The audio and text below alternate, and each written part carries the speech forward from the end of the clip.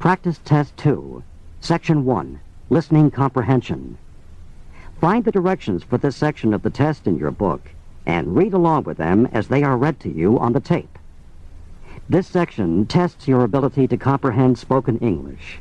It is divided into 3 parts, each with its own directions. During actual exams, you are not permitted to turn the page during the reading of the directions or to take notes at any time. Part A, Directions. Each item in this part consists of a brief conversation involving 2 speakers. Following each conversation, a third voice will ask a question. You will hear the conversations and questions only once, and they will not be written out. When you have heard each conversation and question, read the 4 answer choices and select the one, A, B, C, or D, that best answers the question based on what is directly stated or on what can be inferred. Then fill in the space on your answer sheet that matches the letter of the answer that you have selected. Here is an example. You will hear, Do you think I should leave this chair against the wall or put it somewhere else? Over by the window, I'd say. What does the woman think the man should do? You will read, A, open the window. B, move the chair. C, leave the room. D, take a seat. From the conversation, you find out that the woman thinks the man should put the chair over by the window. The best answer to the question, what does the woman think the man should do, is B, move the chair. You should fill in B on your answer sheet.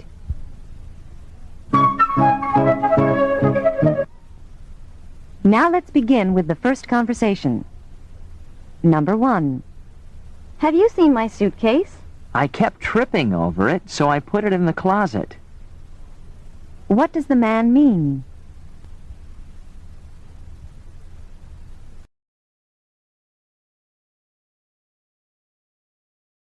Number 2. That's all you're having for dinner? I had a late lunch. What does the man imply?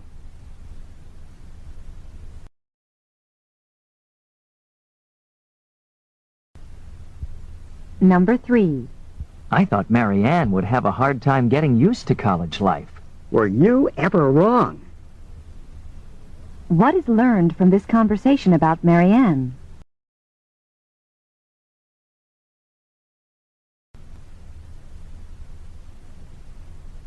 Number 4. George, don't feel so bad. It's not your fault your brother failed that class. I don't know. I could have encouraged him to study more. How does George feel?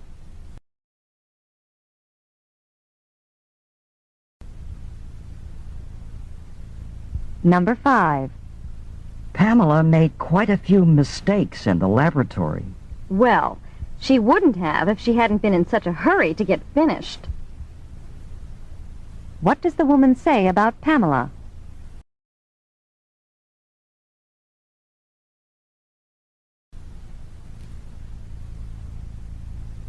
Number 6.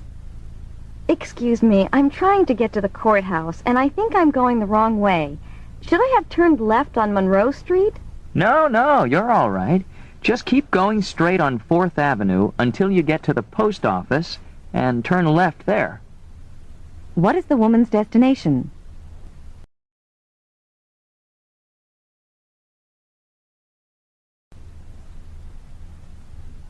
Number 7. Mitch and Lynn must have a lot in common, since they're both economics majors. Oh, I didn't realize that Mitch was an economics major, too. What does the man imply?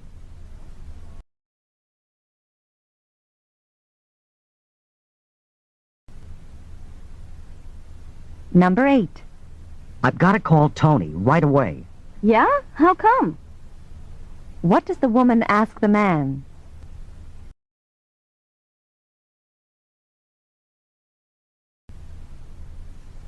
Number 9. So, did you have a busy afternoon, Amory? Well, I watered the tomatoes and corn, and I did some weeding. What did Emery do this afternoon?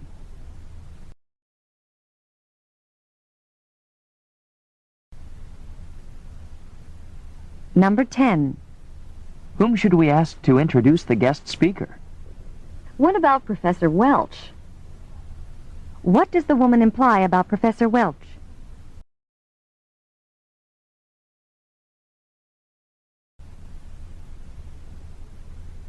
Number 11. Would you like milk or sugar in your coffee? Neither, thank you. What does the woman want?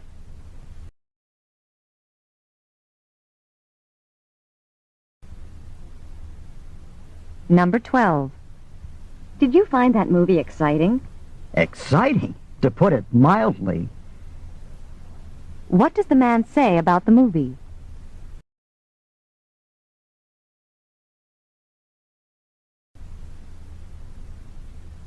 Number 13. Doug, are you looking forward to moving this weekend? Well, there are a couple of other ways I'd rather spend my weekend. What does Doug mean?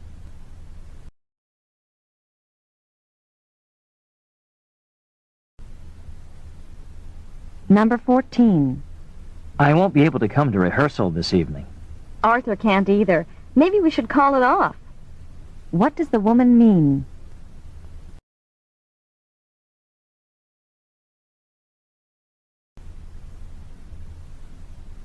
Number 15. There's plenty of lemonade. Have another glass. Thanks, I believe I will. What will the man probably do?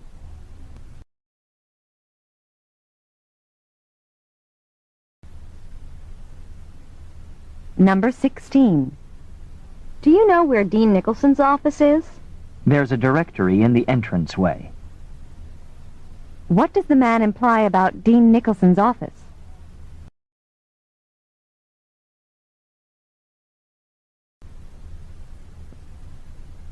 Number 17. Hotel rooms along the beach must be very expensive. Not now. During the off-season, they're dirt cheap. What does the man say about the hotel rooms?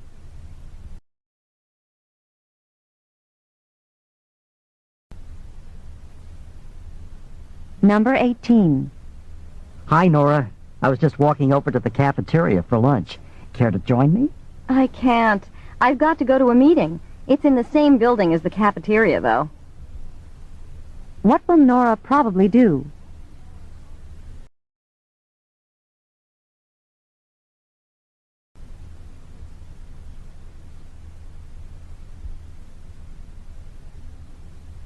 Number 19. If we hurry, we'll be at the stadium in half an hour. At best. What does the woman mean?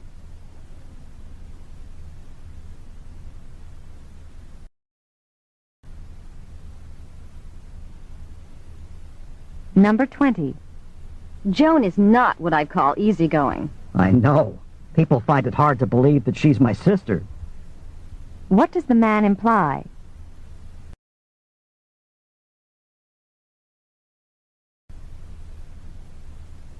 Number 21. That sure is a catchy song. You're telling me. The melody's been running through my head all week. What can be concluded about the song?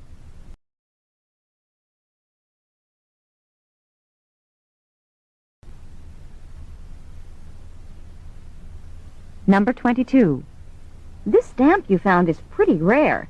I'd like to have one like it myself. Oh, an expert, are you? What does the man say about the woman?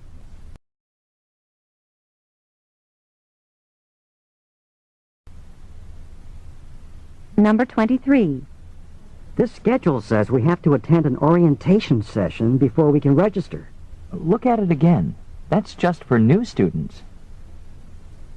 What can be inferred about these two speakers?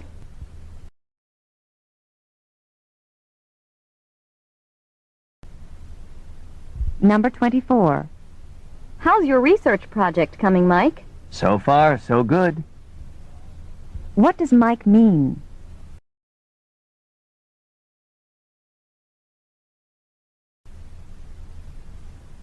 Number 25. I won't be able to take a vacation this summer. I have to work. Guess we're in the same boat. Inferred about the two speakers.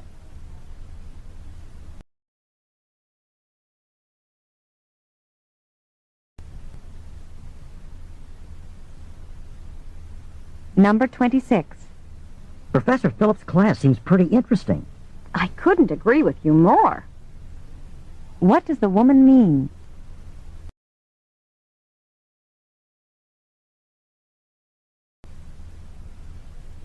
Number 27. Mind if I take your picture? No, not at all. What does the woman mean?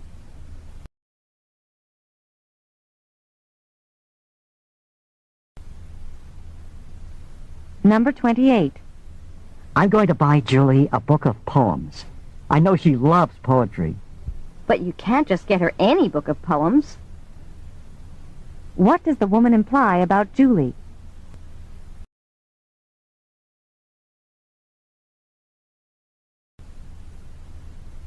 Number 29. We need to discuss our presentation sometime in the next few days. Fine. How about over lunch today? When does the woman want to talk about the presentation?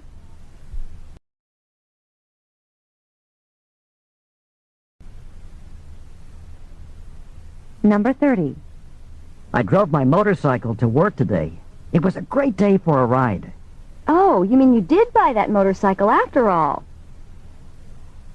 What had the woman assumed?